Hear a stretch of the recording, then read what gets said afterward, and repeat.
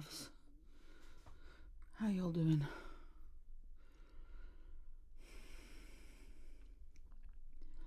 Welcome back to MotherKat Reads. Sorry for the unexpected hiatus when we were right in the middle of bestiary. Got some pretty rubbish news. So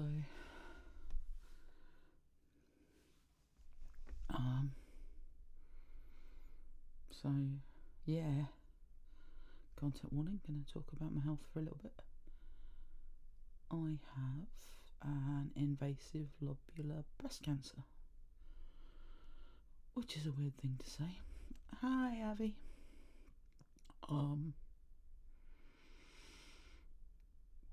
Gonna go and have a chat with the surgical team on Friday to decide finally, hopefully, what to do, having had scans and more scans and scans and more scans.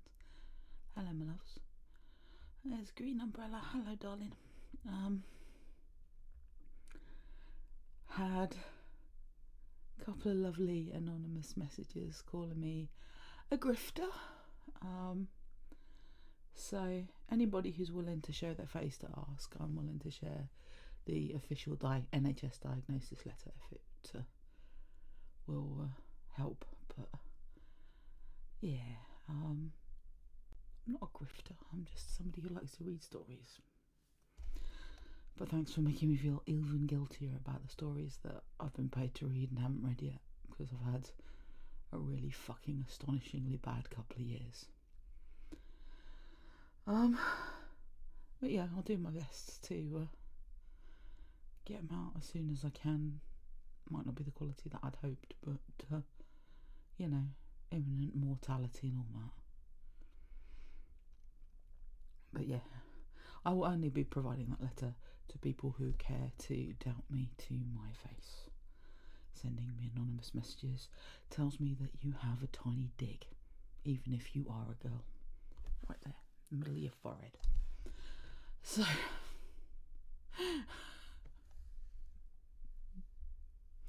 but yeah, if don't get me wrong, there are people out there that I basically owe money to, so if they want to see my cancer diagnosis letter, they can ask me with their name on it.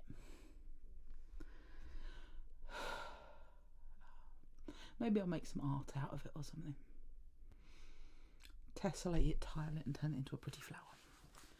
That'd be fun. But yeah, Avi reminded me that I should make art because that will make me feel better, so that's why I'm here, because I'm lucky enough to have some stonkingly good friends who remind me that some people like to hear my voice. So I've got 3 beautiful stories today because I begged for people to not. I'm blessed by a catalogue of people who go, you can read anything of mine anytime you want. But I have the worst decision fatigue right now, because all I can think about is, well, what do I do if, what do I do if, what do I do if? So lots of decisions and lots of stuff behind the scenes about, you know, what might happen to my kids and things like that. So I have the stories that specifically I got offered. So Avi has very kindly said that I can read some of Shape. If you haven't read Shape yet, you absolutely should, because it is gorgeous. It is so fucking haunting. It sticks in your head. I do love a story that stays in your head. But obviously I'm not going to read all 11 chapters of Shape. I'm going to save it for the end and see how far we go. I'm not going to go 2 hours tonight because I'm really tired all the time. Hello, Dampier. Hello, darling. Oh, bless you. Thank you and welcome. Yeah, I'm gonna read what's been sort of specifically gifted, and then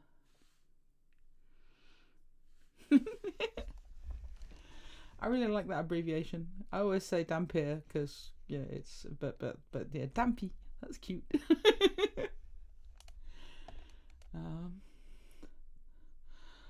Speaking of vampire-based fandoms, holy shit, poor Michelle Trachtenburg. She's younger than me. She's only 39, bless her.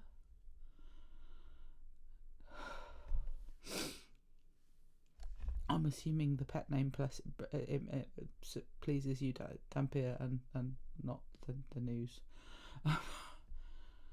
Yeah, it's heartbreaking stuff. Poor wee thing. I can't see. You see her in things as an adult, and it's kind of in my head. She's still like a wee teenage girl. So yeah. Also a bit disturbed to find out she's actually only 4 years younger than me, but very odd. So yes, other stories that we're getting to read. I think it's a very relevant point. One of the stories that I have been offered to read is Blue Eyed Girl's Sinkhole, which is an alt-Fran story. It's absolutely lovely. Oh my god!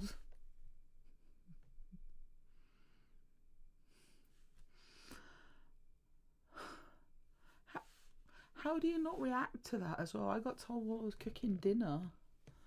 And yeah, there was nearly entirely too much tofu in our soup.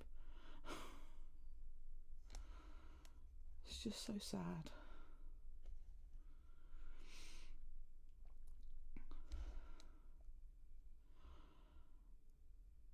Yeah, I really wish I had something more to do. They don't even know. They've said that they've ruled out foul play, but that doesn't really ruled out criminality was what they said. But that doesn't really tell us.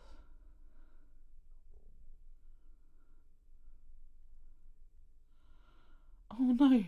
Dampier said he waited, and I said I'd call back. The look on his face, I thought it was a relative. I mean, it feels a bit like that. Like, yeah, she came out of. It could be complications from the liver transplant, but she's been struggling, and I just can't help but feel for her, the poor thing.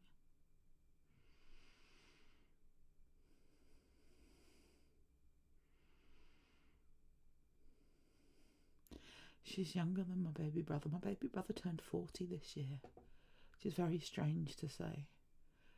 I went to his birthday party because he lives a couple of hours away, which I'm aware for most of you is not very far, but for in England that's like endlessly far away because we're a tiny island.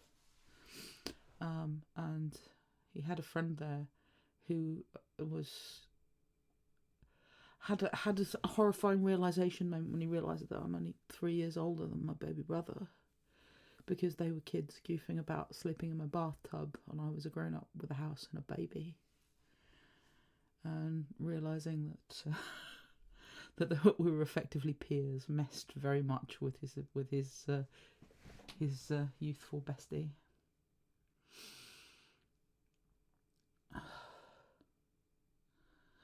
Anyway, stories. Avi said something earlier on I can't remember whether it was on one of the Discords from Blue Sky, about this being like a virtual fire, like a virtual campfire, and I love that. It was just a beautiful analogy, Avi, that we kind of get to share our stories and sit together. So thank you for that. That was a really gorgeous thought.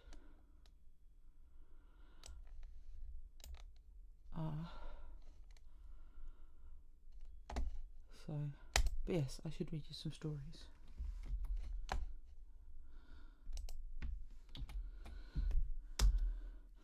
This is Dress Code by Dr. Roslyn, and it is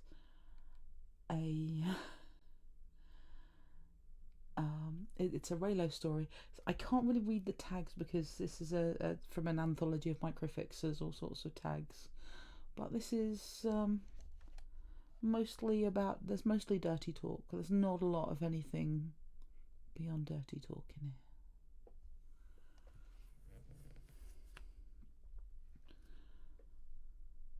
Hello! Yes! You did, just in time. I just introduced your fic and said I was having a hard time categorising the tags. So thank you very much. And first time in the chat, welcome. Very much welcome to MotherKat Reads.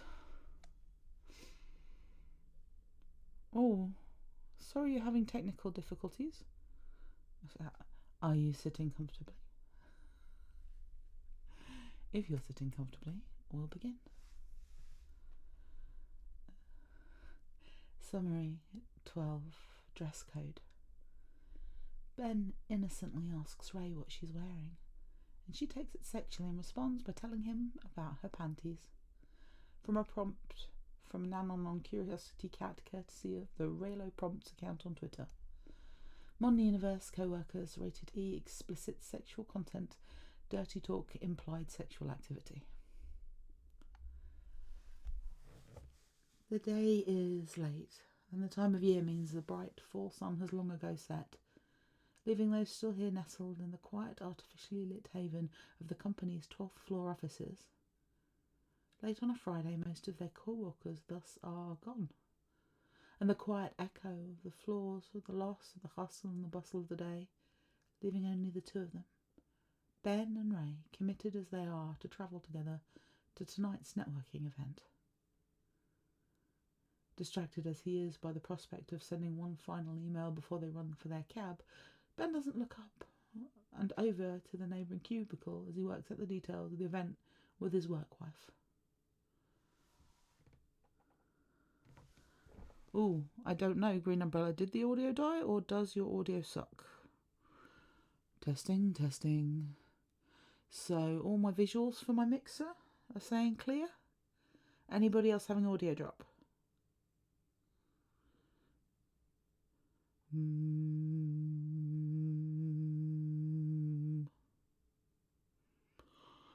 am the very model of a modern Major General. I don't know what to say. Have you got a bit of tinfoil? Take this opportunity to have a quick drink while Green Umbrella checks their plugs.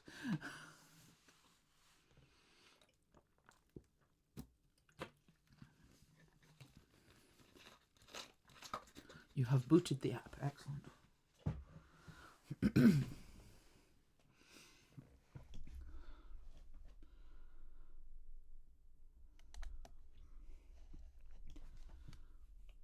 Remind me what you're wearing. Distracted in turn, she doesn't look up and over, simply tells him, the lavender thong I got on sale on Friday. His brain must be broken, he thinks. And he can't imagine she meant to tell him that, but she continues before he can clarify that he meant to ask whether the dress code had specified business casual or cocktail. Before he can, she simply destroys the rest of him as she continues. It's got that tiny little bit of lace to trim the top, and it makes my ass look spectacular.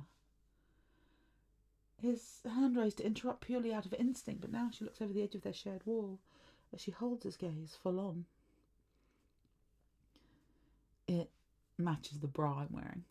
Also lacy, also lavender, because I know how that kind of symmetry drives you wild. And as she smiles, a smile meant to drive him, mad.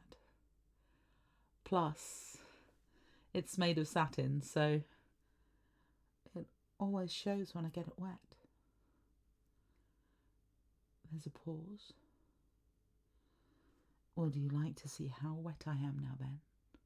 I'm even wetter now than I am usually when you're around. He's afraid he's swallowed his tongue. That, or he's forgotten how to speak. Luckily, she doesn't have the same problem. It's because I've been thinking how we could find a coat closet tonight. Or maybe one of those big fancy bathrooms, and I could let you ruin me. Somehow she's come up around the edge of his cubicle to sit on the edge of his desk, the hem of her sensible emerald green pencil skirt riding up the action to display more of the long length of her thigh he can't stop dreaming about. Or we could just skip a step. She licks her lips. the motion enhancing the pale pink colour of it before she finishes. And fucking your car. Now her dainty hand has landed on his thigh, and if he weren't broken before, he is now. I'm sure it's a big one. When the two of them walk into the event half an hour later, more dishevelled than any two people have any right to be, more than a few of their co-workers hide their smiles behind their hastily raised hands. Ben can feel the blush as it spreads along the length of his cheekbones, surely turning his ears bright red, but he can't find it in himself to feel self-conscious. Simply, he reaches for the hand. Ray's hand. Of the one person he can't live without. Takes pleasure and relief in the evident fact that she has no desire to live without him either. After he takes her back to his place that night. His bed is never the same, neither is his life. But then neither is he.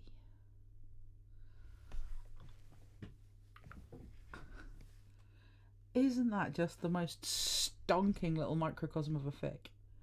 It's just fantastic. Oh,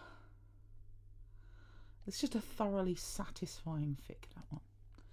Thank you very much for sharing. That was far too much fun.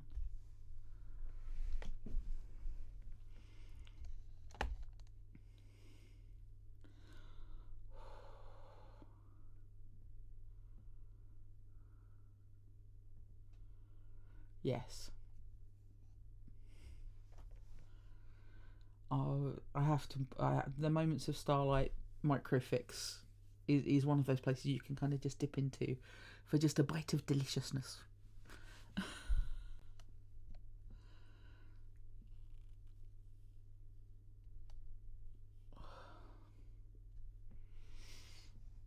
Right.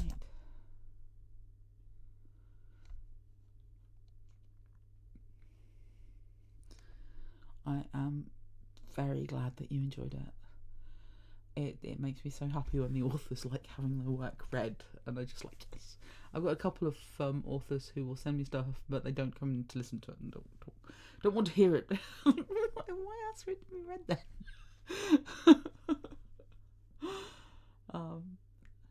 So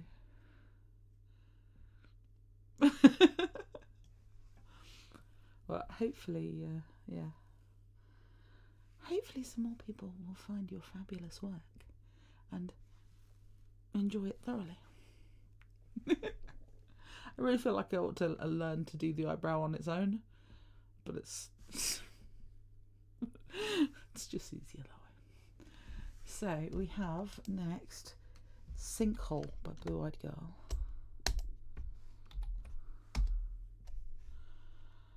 Which is an alt Fran fic and has had me practicing my Fran and Philip voices, which are they're different voices. It's a lovely one.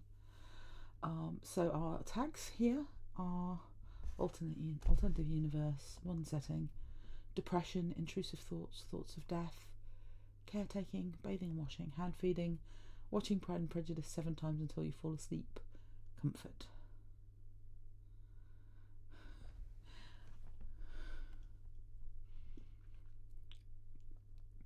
Fran wakes up one morning with barely enough energy to talk or move.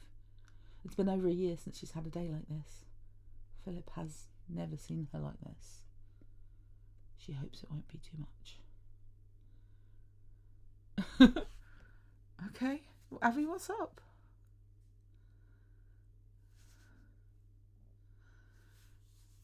I promise that there is hurt, but there is good comfort here.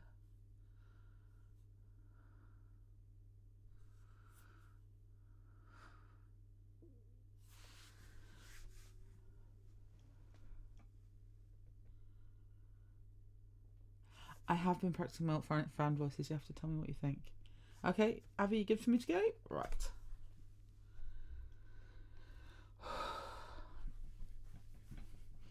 So this is newish characters for me, so it's going to take me a minute. Okay.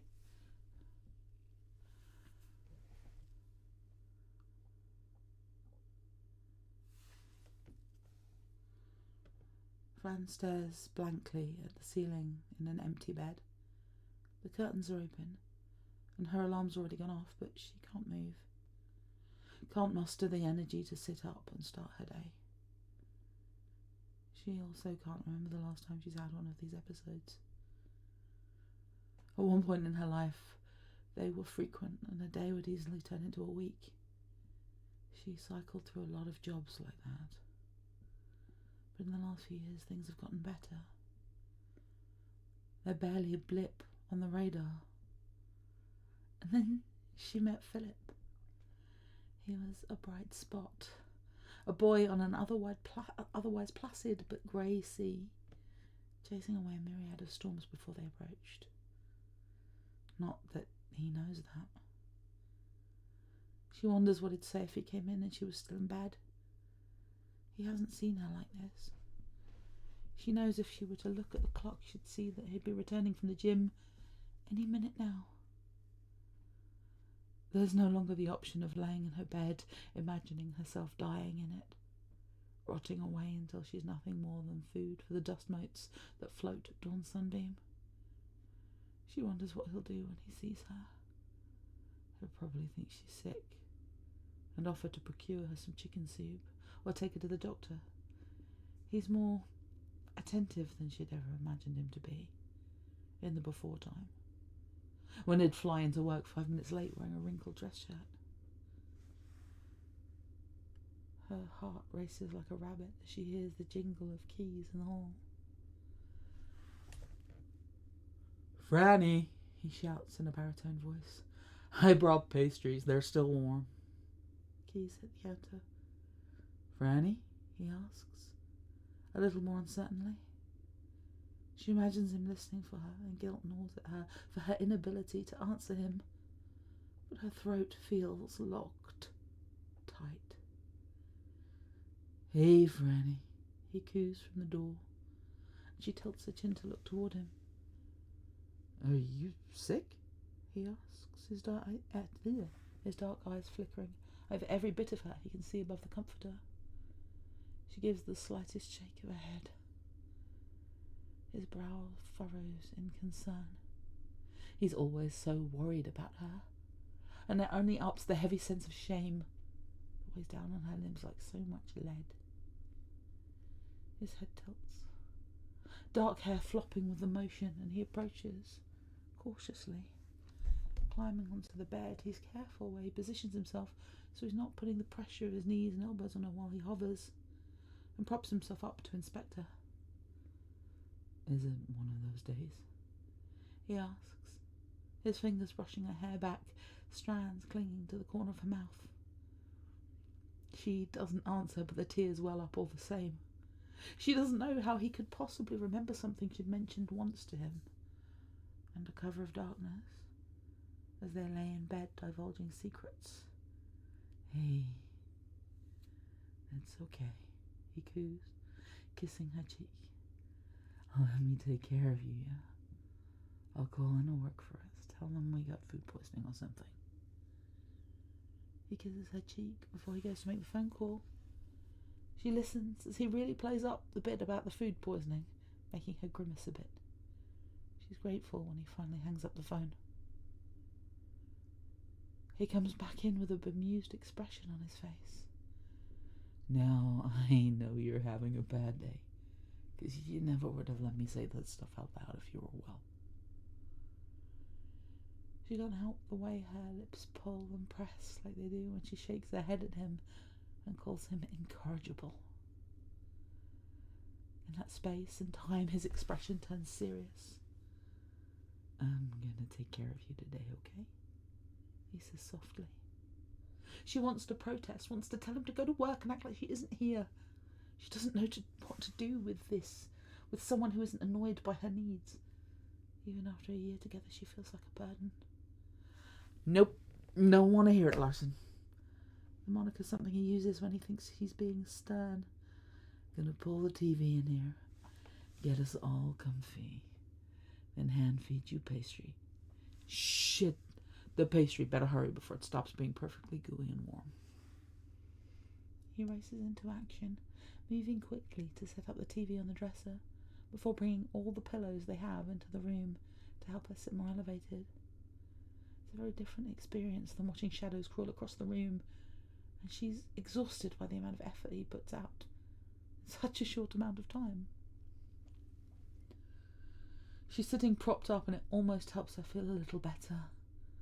Good enough to take the small bites of pastry Philip offers, interspersed with sips of the coffee he brought. He's put on Pride and Prejudice, the BBC version, and she's not sure why, but it's comforting and familiar, and she finds herself falling asleep. When she wakes up, she feels a little better. Philip is gone, but the show's still playing. She can hear some clattering and banging around in the kitchen. The savoury scent of garlic and spices hits her nose. She can't help the way her mouth waters. Her bladder aches and she needs to get up to pee, so she slowly swings her legs over the edge of the bed, accidentally knocking the remote control onto the floor. "Fran, everything okay?" he calls. She can hear his hurried footsteps going toward the door. "Hey, you need something?" She shakes her head, but it doesn't stop him from escorting her to the bathroom, even offering to stay in there, which makes her scowl at him.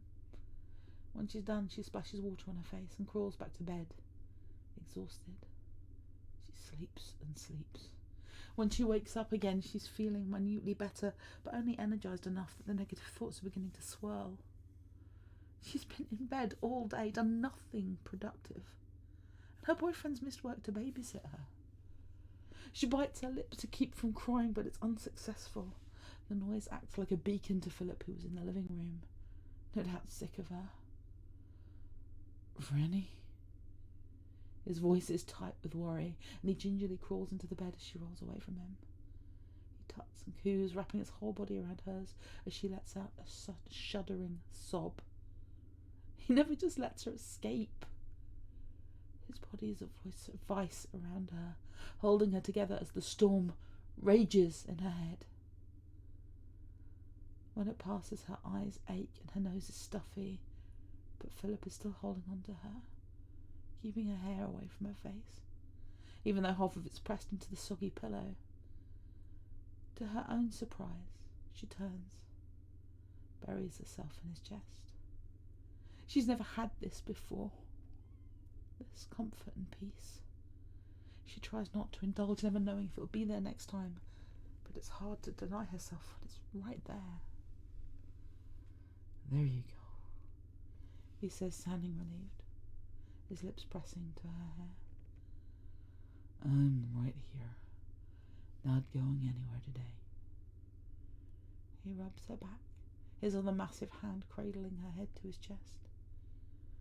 He just lets her be there for a while, doing his best to soothe her. "I'm sorry," she whines, her voice raspy and weak. "Don't be sorry, it's not your fault." He's so reassuring, always reassuring. She doesn't deserve it. "But I'm so useless." "Hey now, that's the love of my life you're talking about," he tells her. His lips press long and firm into the crown of her hair, which she fears is greasy. But... She starts up again, hating that he's wasted a whole day with her. "Why?" "Well, what?" he asks, pulling away enough to look her in the face. "Why me?" "Oh, that's easy, Fran Larson, because I'm pretty sure you're made from the very best stardust. It's only natural that you would be, after hanging them all." That leaves her speechless, unable to say anything to refute him because it's fantastical and cheesy, and she can't even argue with something so silly when she's feeling so bleak. "When you're ready, I made lunch. It's just chilling in the oven on warm." She huffs. "What is it?" she whispers. "Homemade tater tot casserole and cottage cheese pie." "Cottage cheese pie?" "Figured we could try it." "But we were out of cottage cheese. That's the magic of grocery delivery. You cooked? I did. But you don't like cooking. I don't mind cooking for you, but only you, he tells her with narrowed eyes. So don't tell my family, they'll begin to expect things. She offers a laugh and nuzzles in again. He feeds her what he's made, but her appetite isn't huge, so she doesn't take much before going back to sleep. Philip curls in behind her. She's almost certain he's restarted Pride and Prejudice, because it's still not over. She finds it mildly amusing. She wakes again, and it's to the sound of rushing water, and again she's reminded of her physical needs.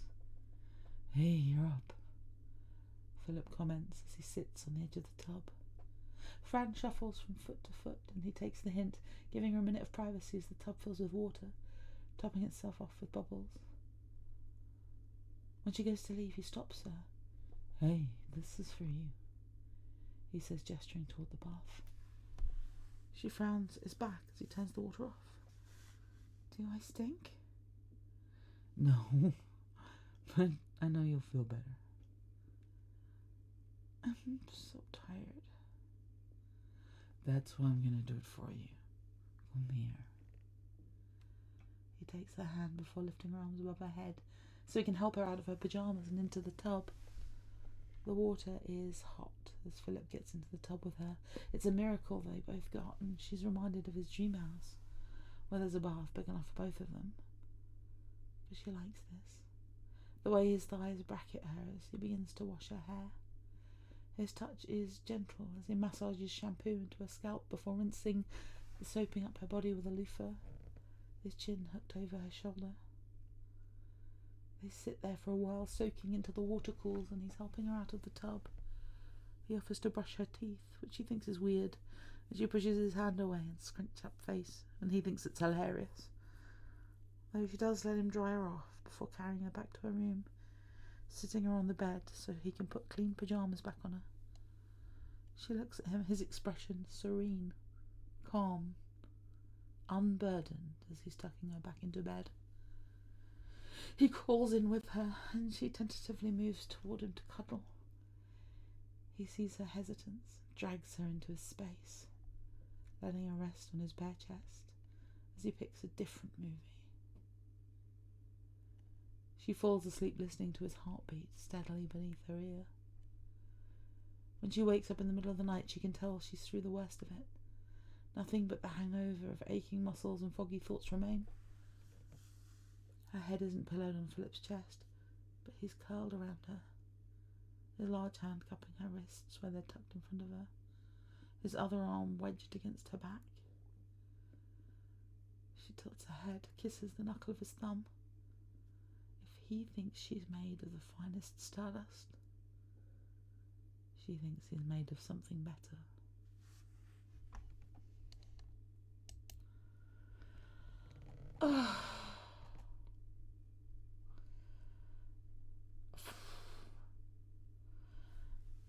If someone looked after me like that, it might cure the cancer. I'd like it, it'd be worth a shot. I'm sorry, dark humour's my jam. It was stunning. It was really gorgeous.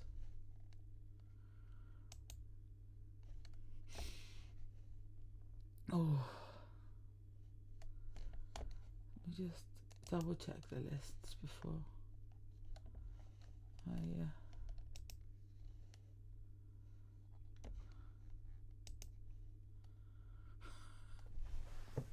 This is my emotional support, dark humour, yes.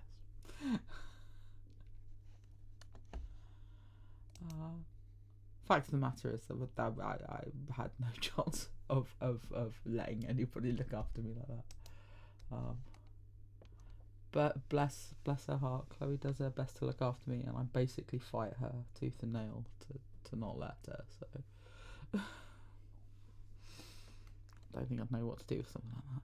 You pleased with the Fran and Philip voices? I'd say I've been working on them for a while, but that's the first kind of proper outing they've had. I love the resonance of the Philip voice. I was playing sort of key scenes to try and get the when he's like you are the furthest, when he does the you are the furthest thing from fine, and that's what I was trying to grab.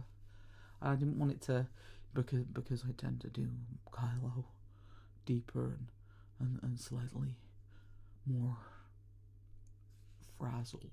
I didn't want to lean into that too hard, and obviously Clyde's a whole different voice, so it's making sure it was still very much Adam's voice.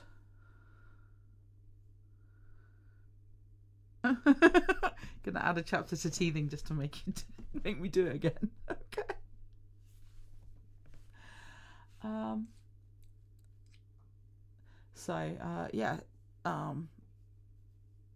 Nobody else has particularly volunteered. I think the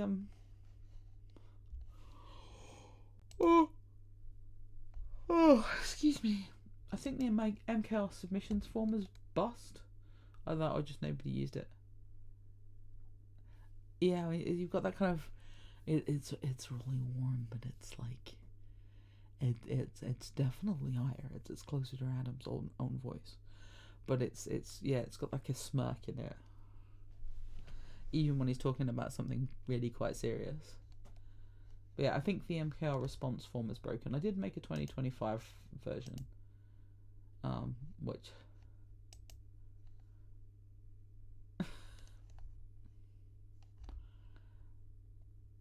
is full of monsters from my aborted bestiary. God, that feels a million years ago.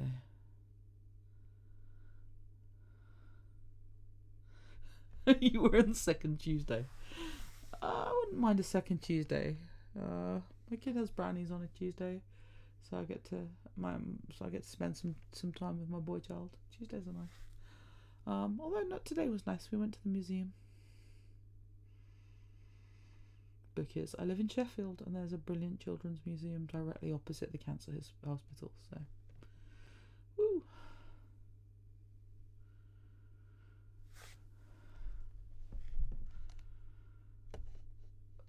Yes. Shape. Oh my gosh. This is such a pretty fic.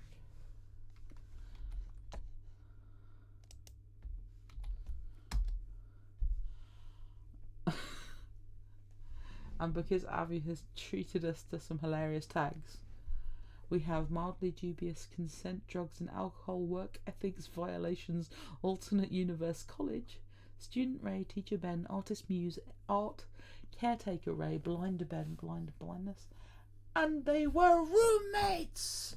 Bodybuilding, body worship, previous relationships, background, Finrose, freeform. Winter holidays, light angst, hurt, comfort, fluff, situationship, freeform, ambiguous open ending, HFN, oral sex, P&V sex, happy for now. That's all we can hope for, right, is happy for now. So, Avi wrote this for RFFA, and it gave her existential crises. So everybody, if you haven't been and like read and commented, kudos, all that good stuff, please make sure you do for all of our authors' works. It is incredibly important that we validate our authors and tell them how amazing they are, because if they don't write cool stuff, then you'll just have to sit here and listen to me make jokes about my cancer, and that's dull.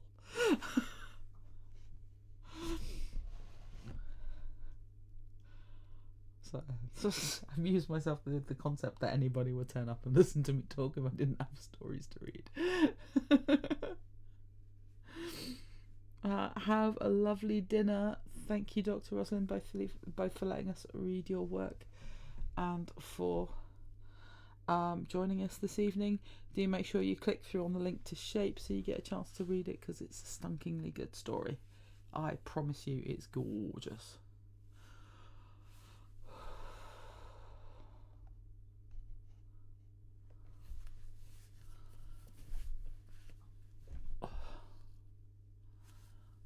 Listen, it's better than doing OnlyFans, right? Poe told him. And you know the milieu. They want to help you out.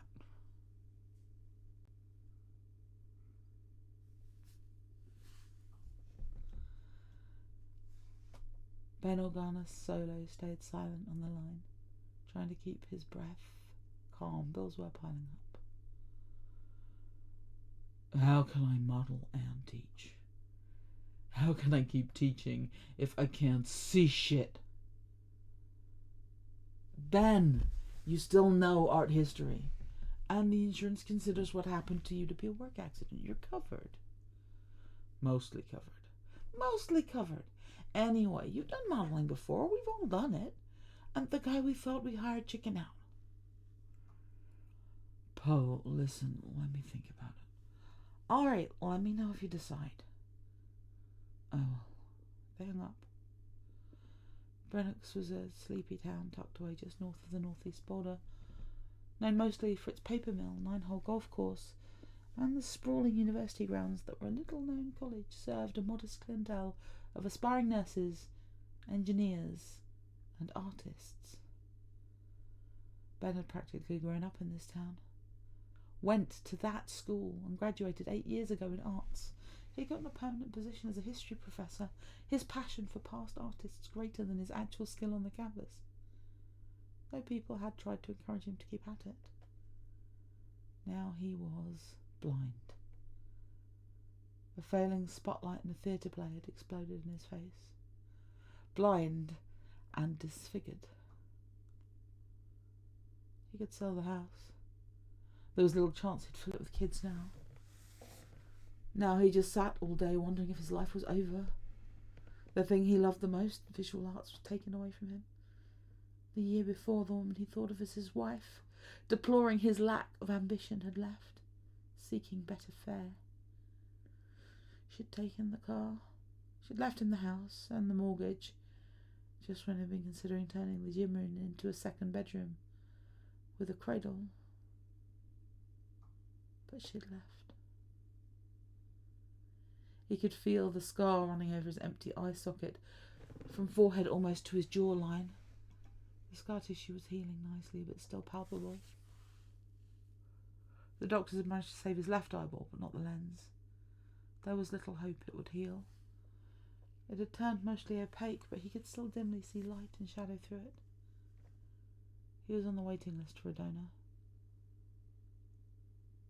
His colleague and closest friend Poe admitted the sight of it was off-putting, but his other colleague, Fatima, had told him it looked like he had a star in his eye. In any case, he kept dark glasses near the entrance door for when someone came by, but almost never wore them, wavering between seeing what little light he could see and hiding the destroyed flesh. With his too big nose and lopsided face, he was sure that was the end of love for him. The past month had been both slow and fast. His mother had stayed with him for the first months, taking care of him as best as she could, mostly taking care of the house, clearing things out of the way, storing them in the now spare room. Now paths between the main rooms were clear of clutter, walls lined with ribbons and markers. Things around the house had been gradually changed to minimise risk. At first his friends had called it child-proofing, but they quickly stopped, apologising profusely when they felt his mood darken. In any case, the short-cord auto-off electric boiler really was a better idea than the fancy stove-top kettle his now ex had gotten from IKEA. His mother had also set him up with a caretaker and a caterer who delivered every week. That had been hard to accept. He loved cooking. Now he could only do it somewhat when he had a friend over to help. So Poe, Armitage and Fatima came every now and then to cheer him up and encourage him to learn Braille. He had a teacher for that, a little old lady, wizened and sharp as a tack. But Ben really held out the hope that he would get a replacement lens for his left eye and see again. He touched the right eye socket. The nurse's aide would stop by today to help him clean and replace his glass eye prosthetic. That was still a challenge. His mother had also had the bathroom counter changed, so it would be a large work surface as needed. She changed the cabinet over the sink, that had a mesh filter now to a more solid, better organised one. Gone with the expensive creams and nail care products. There was only one toothbrush in the toothbrush holder. There were grab bars in the shower, like for an invalid. Once a week the service sent someone to clean the house and check up on him and his accommodations. They wanted him to come live in the residence with all the others like him, but he stayed in his house and hoped his one remaining eye would be fixed. Of course, from Christmas to now September he hadn't worked. He didn't know how he could teach, and neither did the college, who were also waiting on that operation, so they said. But something in the administration's tone made him feel like they didn't care to have him back all that much. A blind, disfigured visual arts teacher, he thought. Tall and wide as a basketball player, but pigeon-toed. The doorbell rang. He snapped out of his spiralling thoughts. The help was here, announcing himself loudly so he wouldn't startle. Mr. Solo, it's me, Finnegan. Come in, Finn, he yelled back. Would he get up to greet him or sit here in his misery? He got up. He could just make out the silhouette frame between door jambs and the brighter sunlight behind him. Blobs of movement. There you are. He heard the smile in his caretaker's voice. It was becoming much more sensitive to tone now. Every sound had more depth than he'd ever noticed, just like every food, taste, every smell, every fabric. It was both amazing and overwhelming at times. We're going to start today with inspecting your eyes, Benjamin. Then go through the cleaning routine. It's allergy season, so understand how irritating that makes your prosthetic. Sit down in the light so I can check. Finn took good care of him.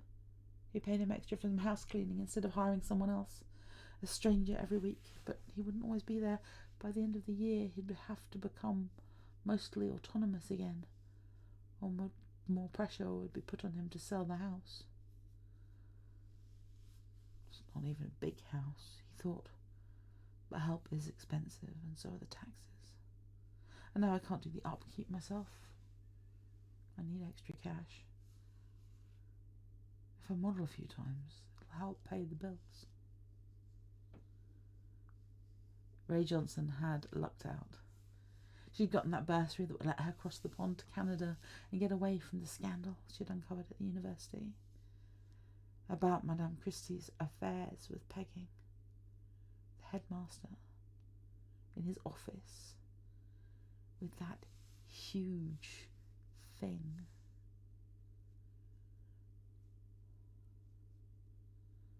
She'd laughed all the way to the bank, and then she'd slept the very long hours on the way to the little town of Brennox. And now she lived in a little boarding house, a short walk from the beautiful old red brick and greystone university, one of the oldest in the country, north of New England, where most British loyalists had fled and put down roots. She had two roommates, both students, one in nursing, the other in engineering. All of them were international students. Rose from Singapore, Finn from Nigeria. Ray herself was from England, although her father was from Normandy in France. I had completely missed, despite having read this fic 3 times, that Finn is from Nigeria. I'm not doing a Nigerian accent, it just sounds racist. Not because I couldn't, not because some other people couldn't do it. It just sounds racist when I do it. It's not a good one.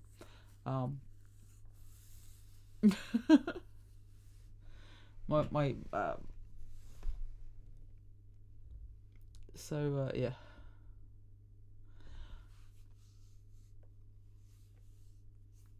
I can't get the clicks and pops to do anything other than just sound racist. Everyone's British today. I gave Finn's accent for the film. It's just clearly he's just worked very hard to have a generic American accent. That's such a key point as well. Fuck's sake. I chose not to stop to point out the absolutely stonkingly gorgeous punctuation. I mean, yeah, John Boyega is, but Finn's not.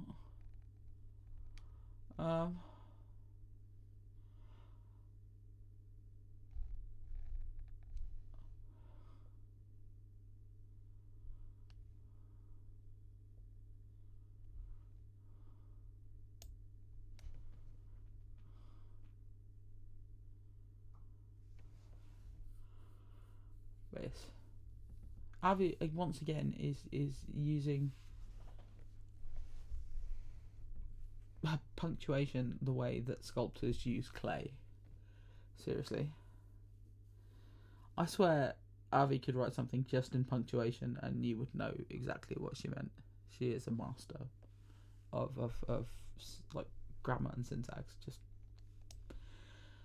stonking. Right. Yes, the bit where it's about Madame Christie's affairs with Pegging, the headmaster, in his office with the huge thing. Just, oh.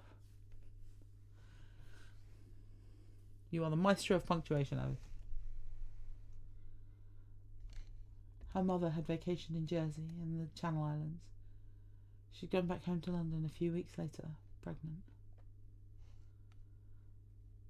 Ray's parents had tried to make it work. It had ended in a car accident. Her maternal grandparents had taken her in, helped her get work at the school. They had more connections than money. So Ray had accepted the job for the long-term promise it held. Now she was 22 and away from all that drama and in Canada. Studying the arts she always felt she should do, away from the maddening crowd, as they say, and away from Madame Christie's pegging services. When school started, she thought she might stick out from the other students being older, having that odd accent when she spoke in halting French, a gift from her father, but her Norman roots pleased the locals. She had dropped his name, though, and that was sometimes an awkward detail to give. Much of her previous curriculum, basic courses like gym and philosophy and first-year drafting, had mostly been credited, so she was considered a second-year student in most classes, including drawing, pottery and sculpting, the three main expressions she was most fond of. The first weeks had started well enough. She was revisiting basics she'd put aside for a couple of years when she had needed a full-time job. The uni back home had given her a permanent position as administration clerk, but now she was embracing her inner artist and taking in all the wonders she could finally see and express. Her teachers were Mr. Hux and Mr. Dameron and Madame Fatima Hux. Art history was given by Mr. Luke, nicknamed Duke for the way he held himself like he was from another era, who looked like he had one foot in the grave already. Ray quickly learned they'd pulled him out of mothballs to teach this semester, the regular teacher on leave after an accident. What happened? She asked her roommate Rose, who was taking the class as an elective. They also shared drafting 201, a useful course for the aspiring engineer. Rose whispered back, "The arts department puts on a ballet every Christmas, right? One of the spotlights popped and shards hit his eyes." "Did you see it?" "No. I was already on the plane heading home. Finn did, though. He's the one taking care of him." "Finn, our roommate?" "Yeah, to make ends meet. He has a couple of clients in town." Oh. They quieted while the professor recited his text, winding between aisles. This school, so remote from major cities, was struggling financially. As she could tell by the chipped linoleum tiles and water-stained ceiling insulation, the horizontally split mossy green and beige walls needed a fresh coat of paint. Yet the dark wooden baseboards and ogives reminded her of her home borough school with its brick and stone construction that included a repurposed chapel and its near as ancient professors. Ray lowered her voice to barely a breath. "This Luke, man, he Is the old teacher really supposed to come back?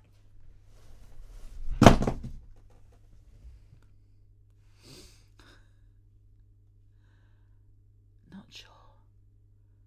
Finn says they hope to fix one of his eyes. I hope they do. I only had one class with him, but he really loves teaching. You can tell. Oh, so rare, a good teacher. And history. I hope he comes back too. Yeah. The department's struggling. The winter semester temp was terrible. Anyway, Rose said, grinning, I heard we're finally getting a live model next week. A live model? A man? Rose chuckled. A man? I haven't seen a naked man in ages, Ray giggled. At least not live. Something funny, Miss? Professor Luke was staring at them. At her. Johnson. Sorry, sir. Good. Now we can continue our work on the Renaissance period. I'd like to focus your attention on the use of the tondo format. His voice fell into a practiced rhythm from years of repeating himself to countless students. Ray could tell he was both competent and bored with his job. She realised some of her teachers looked overworked, Mr. Dameron especially, who normally shared drawing class with the mysterious absent professor, but now had to do both classes on his own. Dun, dun, dun. So, yeah. Barely made it to the end of the chapter. Sorry, flagging really quite hard there at the end. So, it's definitely the right choice to just go for the hour. Fingers crossed. Once I know more, I'll be able to get some rest. That was absolutely stonking. Thank you so much for letting me read that, Avi. I really love this. I had the great fortune. Avi let me early read some of this, and it's just so damn good. But I did practice. I promise I practiced.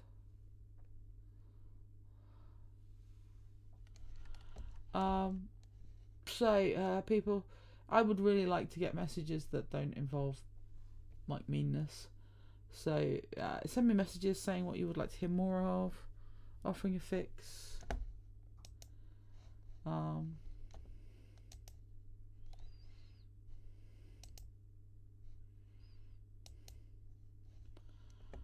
I am absolutely chuffed to know that my peeps are behind me. Thank you so much. It's been an honour as always. I would love to read a chapter of Shape every session. I don't know how many sessions I'm going to be able to do. But fingers crossed. I should be with you again on Saturday with an update. Or at least send you a message on Friday filling you in what happens with the surgical team. I'm dropping off. Thank you again, my loves, and I will, oh my god, fall asleep where I am. Hopefully I'll get this up on YouTube shortly, and you can share the link around and get everybody to take a listen. Have a lovely evening, my loves. Thank you for joining me. Keep writing beautiful stories, and I'll keep reading them. Thanks.